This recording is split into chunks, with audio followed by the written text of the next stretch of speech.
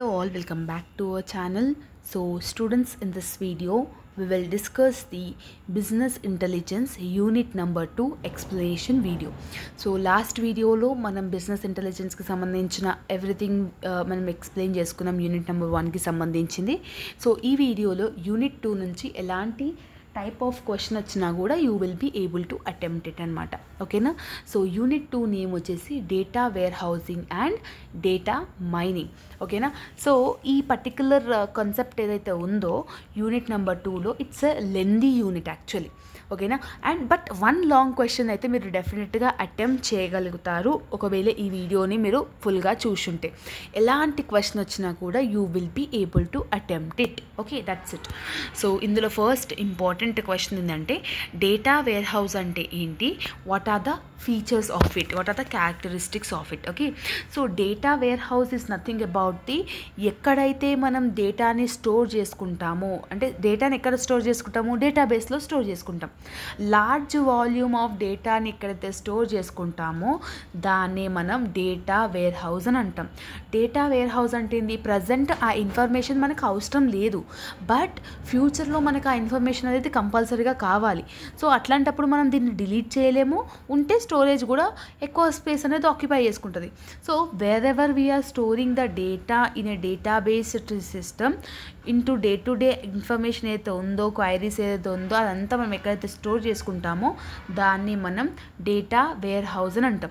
దీనికి క్యారెక్టరిస్టిక్స్ ఏంటంటే subject oriented.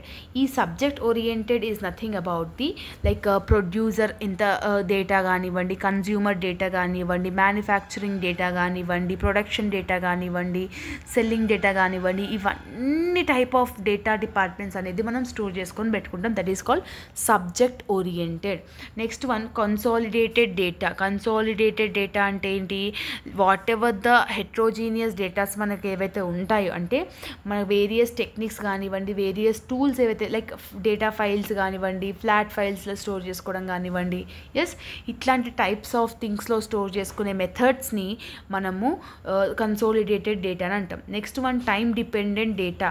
ఈ టైం డిపెండెంట్ డేటా అంటే ఏంటంటే హిస్టరీ ఇన్ఫర్మేషన్ని మనకి తెలియజేస్తూ ఉంటుంది. అంటే ఈ పలానా డేట్కి నువ్వు ఇన్ని సేల్స్ చేసినావు, this is the transactional history, this is the profit you have occurred అని ఇట్లా చెప్పుకుంటూ పోతుంది.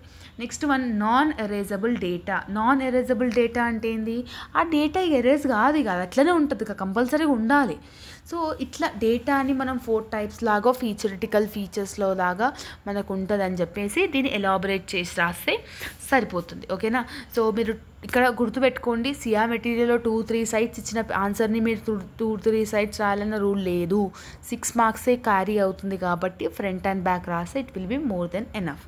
సో టైప్స్ ఆఫ్ డేటా వేర్ హౌసింగ్లో మొత్తం 3 టైప్స్ ఉన్నాయి. ఫస్ట్ వన్ ఏమో డేటా మార్ట్స్, సెకండ్ వన్ ఏమో operational data stores, third one ఏమో enterprise data warehouse. So first one data marts అంటే ఏంటంటే whatever the requirement group ఏదైతే ఉందో, for example you want students data, so ఆ students డేటాని మాత్రమే మనకి చూపిస్తుంది అనమాట. అంటే స్టూడెంట్కి సంబంధించిన హాల్ టికెట్ కానివ్వండి, వాళ్ళ నేమ్ కానివ్వండి, వాళ్ళ ఫోన్ నెంబర్ కానివ్వండి, వాళ్ళ results, group, everything related to his or hers that data అది మాత్రమే చూపించుకొని ఉంటుంది.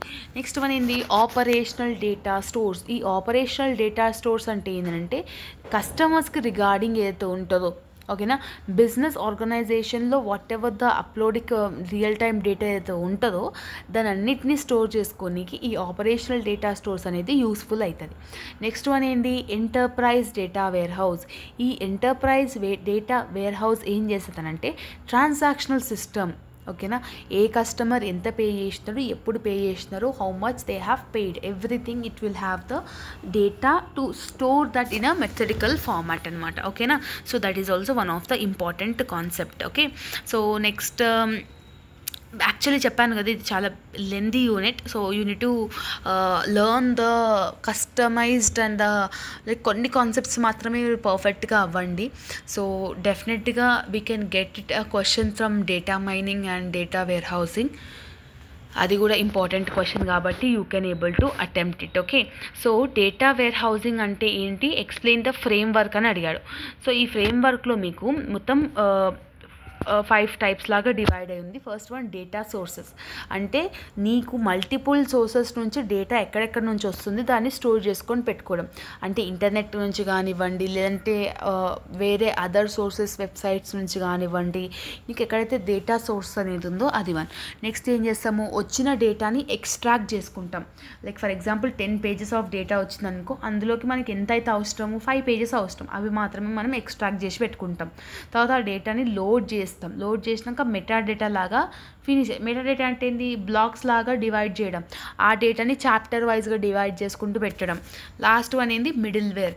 ఈ మిడిల్ వేర్ అనేది కొన్ని లైక్ లాంగ్వేజెస్, ప్రోగ్రామింగ్ లాంగ్వేజెస్ అనమాట. లైక్ SQL కానీ, పైథాన్ కానీ, డేటా టైప్ కానీ, ఇట్లాంటివన్నీ యూజ్ చేసుకోనికి ఉంటాయి ఈ టూల్స్ అనేది. ఓకేనా. సో ఇది framework of data warehouse అని చెప్పి మీరు నేర్చుకుంటే it will be good to understand. Okay. So next important concept ఏంటంటే data warehousing architectural model. ఈ లైక్ ఇంతకుముందుకు మనం ఏదైతే నేర్చుకున్నామో డీమార్ట్, డేటా మార్ట్ కానివ్వండి, లేదంటే ఎంటర్ప్రైజ్ డేటా మార్ట్ కానివ్వండి, ఇట్లాంటివన్నీ సేమ్ ఆ క్వశ్చన్ మీరు ఇందులో కూడా రాయొచ్చు. ఓకేనా. సో ఇది నేర్చుకోవాల్సిన అవసరం అయితే లేదు. సో ఆ క్వశ్చన్ని you can write it over here. So ఇక్కడ చూడండి, data mart architecture, bus architecture అని చెప్పేసి ఉంది. ఎస్. సో ఇక్కడ ఏంటంటే డేటాని ఒక స్ట్రక్చర్డ్ ఫార్మాట్లోకి చూపించడం. లైక్ ఫర్ ఎగ్జాంపుల్ ఇక్కడ ఒక డేటా ఉంటుంది, ఇక్కడ ఒక డేటా ఉంటుంది, ఇక్కడ ఒక డేటా ఉంటుంది. ఈ కంప్యూటర్ నుంచి ఈ కంప్యూటర్కి, ఈ కంప్యూటర్ నుంచి ఈ కంప్యూటర్కి డేటా అనేది ఏమవుతుంది, ట్రాన్స్ఫర్ అవుతుంది. Okay. So that is the main concept of it. Next one వచ్చేసి హబ్ అండ్ స్పోక్ ఆర్కిటెక్చర్ అని ఉంది. సో ఇందులో మొత్తం 5 ఉన్నాయి, but not much important. Okay. So ఈ పర్టికులర్ డయాగ్రామ్స్ ఏవైతే ఉన్నాయో, సెంట్రలైజ్డ్ డేటా వేర్ హౌస్ అని చెప్పేసి, సో ఎక్కడ ఎలాంటి లైక్ ఫ్రేమ్వర్క్లో మనం డేటాని స్టోర్ చేసుకుంటాం అనే దాన్ని కాన్సెప్ట్ బేస్ చేసుకొని ఈ పర్టికులర్ ఎక్స్ప్లెనేషన్స్ అనేవి ఉన్నాయన్నమాట. ఓకేనా. సో నెక్స్ట్ ఇంపార్టెంట్ ఏంటంటే ఎగ్జామినేషన్ పాయింట్ ఆఫ్ వ్యూలో ఏవి ఇంపార్టెంటో అవి మాత్రమే చెప్పడం జరుగుతుంది. Data mining. So data mining నుంచి అయితే క్వశ్చన్ అయితే ఎక్స్పెక్ట్ చేయొచ్చు. డేటా వేర్ హౌసింగ్ ఒకటి, డేటా మైనింగ్ ఒకటి.